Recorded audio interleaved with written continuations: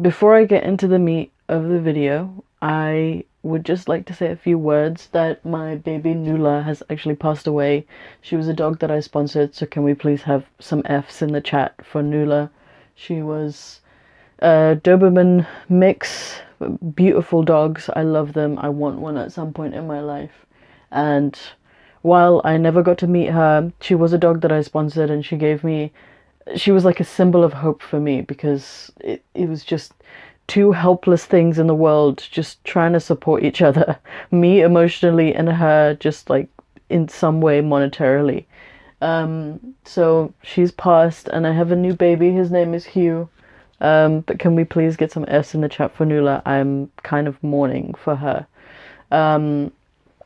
But with that out of the way, I wanted to discuss quite a serious topic. And I'm a little bit unholy, so what, so's everyone else. And it's the reason I'm doing it isn't because I feel like I'm, the most educated on it. I don't feel like I'm, the most well respected in this field. I'm certainly not a lawyer by any degree.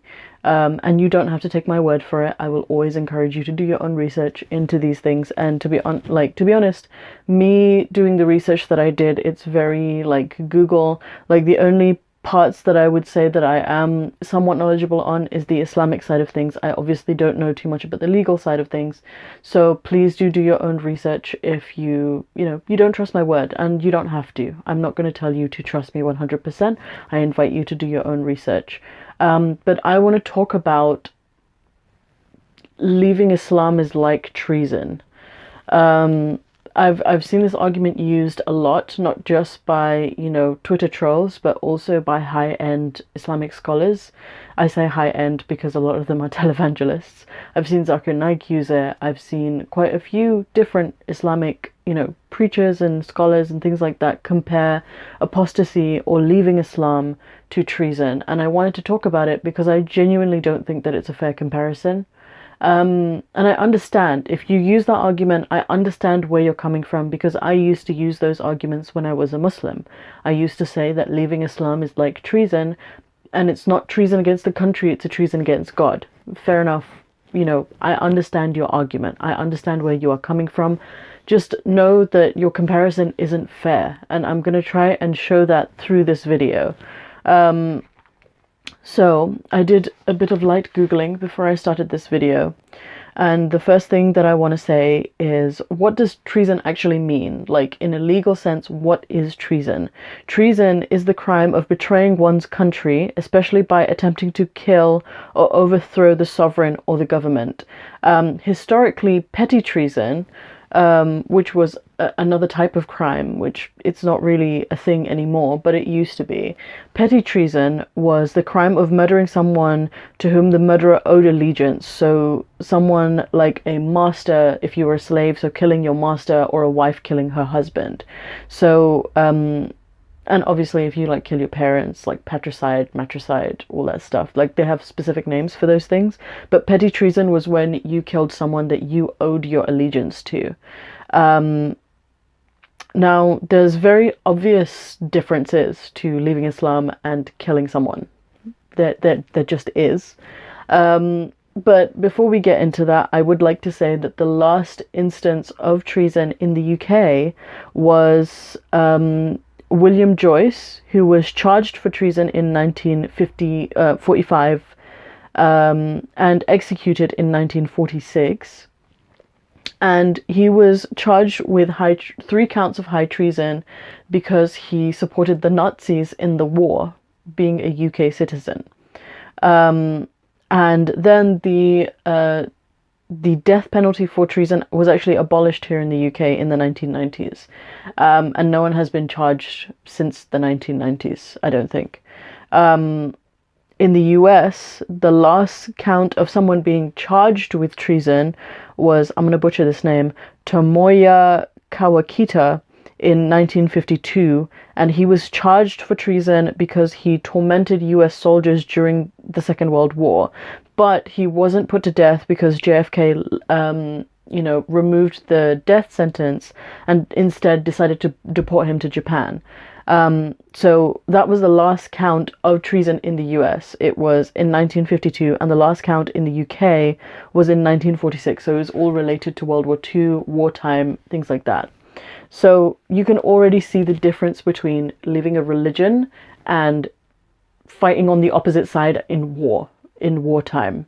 So let's talk about where this argument comes from, where this argument for,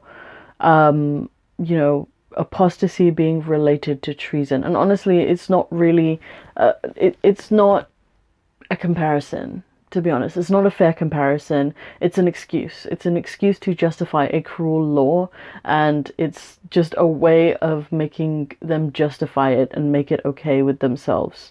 So soon after the death of the Prophet, a caliph was appointed. Abu Bakr was the caliph, and the caliph is just the ruler of the Muslim world, to put it very briefly and put it in extremely simple terms. And after the death of Muhammad, a lot of people started leaving Islam, and not in the way that you would think. Like, people weren't outwardly saying, I'm not a Muslim anymore. There were just certain tribes who didn't want to pay the zakat, or the obligatory Islamic charity that people have to give. It's approximately 2.5% of one's income, and it is paid forward to 8 different categories of people. But it was like it's essentially like an Islamic tax, and there were tribes of people who didn't want to pay it, and Abu Bakr demolished those tribes because he considered them apostates. They hadn't outwardly said they were not Muslims anymore, but he had considered them apostates because zakat is a pillar of Islam and you have to pay it. And because they were refusing to pay it, he took that to be a declaration of apostasy, if that makes sense. And, generations after him, people have praised him for doing that. Ahmad ibn Hanbal, who is one of the 4 Sunni scholars, he has his own madhab, he has his own school of thought, said actually that if it weren't for Abu Bakr, Islam would have disappeared because people would have just left. And I think that really speaks to how strong Islam is as a religion. But this is why Muslims who use this point of argument that apostasy is treason use that argument. Because Abu Bakr demolished whole tribes because he considered people committing, not paying the tax as treason. That's why. I'm not justifying it, I'm just telling a story. And in addition to that, there are hadiths of the Prophet saying that whoever leaves their religion, kill them. So it's not even a case of this is treason. No, this is just simply an order from the Prophet. And when Muslims hear something, they kind of have to obey. Like, that's the whole thing about Islam. It's submission, it's giving in, it's obedience. When Muslims hear, they obey. That's the whole thing with Islam. And the legal term for treason in Arabic is khiyana. It's not ridda, which is apostasy. Ridda is apostasy, and khiyana is treason, legally speaking. Ridda is the root word for apostasy, and murtad is someone who apostates. So an apostate is called a murtad. Ridda is the act, is apostasy. So leaving Islam isn't treason, really. It's not. It's a change of faith. It's ridda. It's apostasy. It's leaving. It's not a betrayal of any kind of country. It's not a betrayal of any kind of sovereign. Maybe if there was a khalifa that we gave bay'ah to, maybe that would be considered treason to some degree. But there is no khalifa right now. And this is exactly why we need to take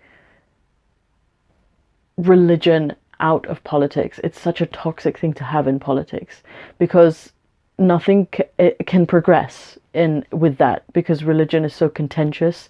And I've never met 2 Muslims who agree on everything. I've never met 2 Muslims who agree on every single ruling that exists. I've always heard differences of opinion in something. And that's what I find so frustrating about religion in politics. It's such a poor idea. It's such a bad idea to have it in. I'm more than happy for people to practice it in their homes, in their personal lives. That is, you know, your business. You can believe what you want to believe. I always say I'm not here to steal your religion, but it's such a bad idea to have it in politics for this exact reason. And throughout history, we've seen people be persecuted and killed for their beliefs. We've seen that. You know, we see in history, you know, Christians being fed to lions. We've seen oppression in against Jews. You know, especially in recent history, religious persecution against Jews. We've seen Catholics kill Protestants, Protestants kill Catholics. We've seen religious persecution, and that is exactly what apostasy, like death for apostates, is. It's religious persecution. You're not killing them because it's treasonous. You're killing them because you're trying to persecute them, and you're trying to limit people leaving Islam. You're trying to rule by fear rather than, you know, allowing people to choose what they want to believe. It's a thought crime. That's all it is. It's not treason. It is a thought crime. It is 1984 thought crime. It is Orwellian thought crime. And the comparison to treason is just so wildly like comparing oranges and apples. Like, it doesn't make any sense, because no one is being killed, which is a theme when it comes to treason. Somebody is usually getting killed. State secrets are being told. You know, like, unless you think that us talking about Islam is like giving away state secrets. And I've yet to see anyone actually confront any of the things that I'm saying. All I'm saying is that things in Islam I find to be like unfair or untrue. Like, I've never claimed to be a scholar. I've never claimed to be like this wealth of knowledge. But Islam is meant to be an easy religion. So I'm just saying what I understood about Islam and what I don't agree with. Like, that's it. And if you consider that to be like selling state secrets, then first of all, your religion isn't divine, because I didn't understand it, and it's meant to be an easy religion. And second of all, we have the internet. Are you going to prosecute the whole internet? Because the information is there for anyone to read. Like, it's just out there, you know? And sorry, I'm like a little bit out of it. This month has really taken it out of me. I apologize for that. But I would like to say that something that I keep coming across is that, and I've seen it on both sides. I've seen people like non-Muslims and Muslims say this, and I really don't like this idea, is that we can't okay, I'm gonna put this in quotation marks because I'm being very sarcastic here. We can't implant Western values into Eastern countries. I don't know when not murdering people became a Western value. Like, I don't know when that became a Western value. Like, I'm pretty sure don't murder someone is a universal value that we should all have. Like, even peaceful Muslims will say that you're not meant to be killing people, right? They'll use the Maida verse, Surah 5, verse 32, or whatever the fuck, to say that you're not meant to be murdering people. Not murdering someone is a universal concept, and it's not a Western idea. So I don't understand where this like logic is coming from. I've heard it when I was talking about the persecution of Muslims in China. A lot of people came up to me and said, well, we can't influence Chinese laws. Yes, we can, because what China's doing is horrendous. They shouldn't be doing it. That is a form of religious persecution, and I will not stand for it. I will not stand for anyone defending it. It is disgusting, and I hate it, and it should not exist.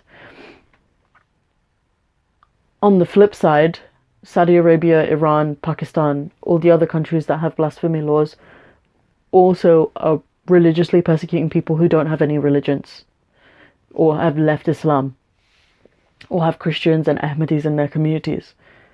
Like, it irks me to think that you can support one but not the other, and you can say that, you know, this blatant persecution of people, like you are killing people, is their values, and they should be able to do it because they're not a Western country, and our Western values should not impact their community. It is ridiculous to me that someone would say that my talking against blasphemy laws or my talking against religious persecution in other countries is trying to implant Western values into those countries. No one should be murdered for what they believe. No one should be murdered for what they stand for. Okay? The equivalent in the UK. Okay, let's compare, for whatever reason, because it's stupid. Let's compare apostasy to treason, okay? Like, the equivalent of apostasy against the UK, right? Because that's what it is. It's apostasy. Is me talking against the government, me having it out with Boris Johnson and saying that he's a horrendous leader, and he is a horrendous leader. Should I be put to death for that? For saying that? For holding that opinion? Should I be put to death for saying that not Margaret Thatcher, the other one, Theresa May was a horrible leader? Should I be put to death for that?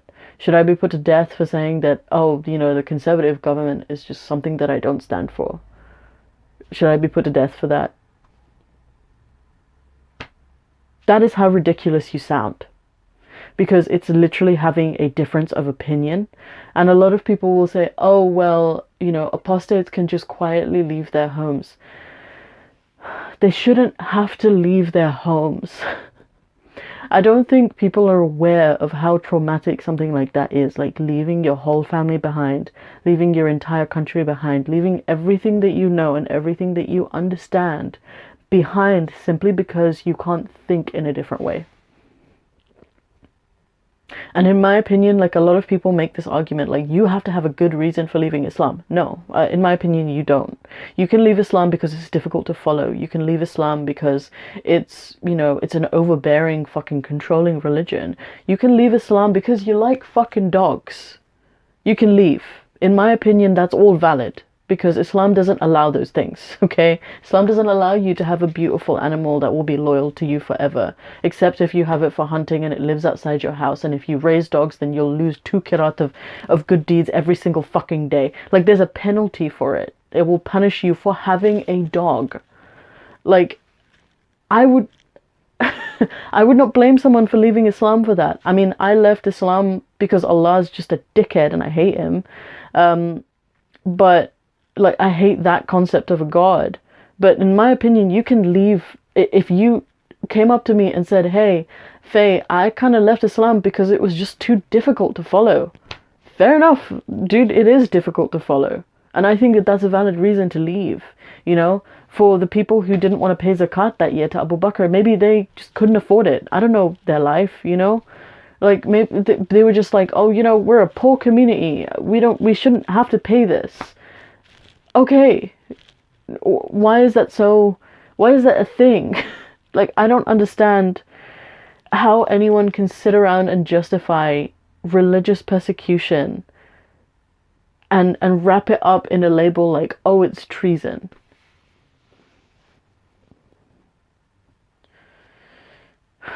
It's just so disappointing that that narrative still exists, and I wish that it didn't. And I would like to end this video without going way too off a tangent. I would like to end this video by something that the ex-Muslims of South Africa account made. If you don't follow them on Twitter, please do. Their handle is @x_Africa. They said that treason is an action that compromises the security of a nation, e.g., or for example, trying to assassinate the president or fighting in a war against the country. Leaving Islam is a belief. Leaving Islam is a thought crime in over 13 countries, and it has to stop being a crime, okay? It's ridiculous, and I'm tired of the arguments, and anytime anyone makes this argument anymore, I'm just sending them this video, because it just makes me angry. Because you need to stop comparing treason, okay, like selling state secrets, supporting the opposite army in wartime, okay, serious things. You stop watering down the definition of treason to changing your belief system. Stop doing that. Because you're only serving a negative purpose. You're making Islam look super fucking weak by doing that. Like, Islam cannot stand having critics because that's how weak it is. That's how weak you're making Islam look. Find a better argument. please. I haven't been this like upset about someone's arguments since Zaim tried to defend slavery. Like, brown man defending slavery. Like, I can't. It's too much. But you know, I'm gonna end that video here. I'm like a little bit out of it. This month has really taken its toll on me. I had a blood test today. I'm really tired. My dog died. And I like posted on Twitter that all dogs go to heaven, and all of you told me that there is no heaven. Like, okay, can I just live in my delusion for 5 minutes, please, without y'all calling me out for every 5 seconds? This month has taken its toll on me. Let me be a weirdo for half a second, please. My dog is dead. Anyways. Thank you for watching this video. I hope it wasn't too overbearing to watch. I hope my wet hair didn't distract you too much. And I hope that you found this video in any way informative. If you didn't, please let me know why in the comments below. If you liked this video, please do like, share, subscribe. You know, sound off on Twitter. Let me know what you thought of it. Sound off in the comments. Let me know what you thought of it. F in the chat for Nula, please. It's going to take me like a few days to process it, a few weeks even to process it, like, and also she died of cancer. So that's the second thing in my life to pass away from cancer, and I'm still doing Sober October, raising money for Macmillan Cancer, albeit this is a dog, but that doesn't matter in my brain. So if you would like to support me in that campaign, please do. The link is in the description. I also have a Patreon and a PayPal account. If you would like to support me personally, monetarily, please do. Those are all in the description. I love you guys. Thank you for your support, and thank you for the most part being easy on me in the last couple of weeks, because my life has just been tremendously difficult all October. Like, I haven't even put Halloween decorations up. Like, this is not me. I've just left all my shit, just my normal shit, on the wall. It's been so tiring and I just want to go to sleep right now. But I just wanted to make this video before I forgot to make it. So yeah, thank you for watching. I hope that you guys have a lovely day, evening, afternoon, wherever you are. Good sleep even. And I will see you in the next video. I'm probably going to do a video on Saturday. We're going to do a fun video because I'm going out that night and I'm just having some fun. I'm just going to be talking shit, which is something I'm good at. And yeah, I'll see you on Saturday. So goodbye and see you soon.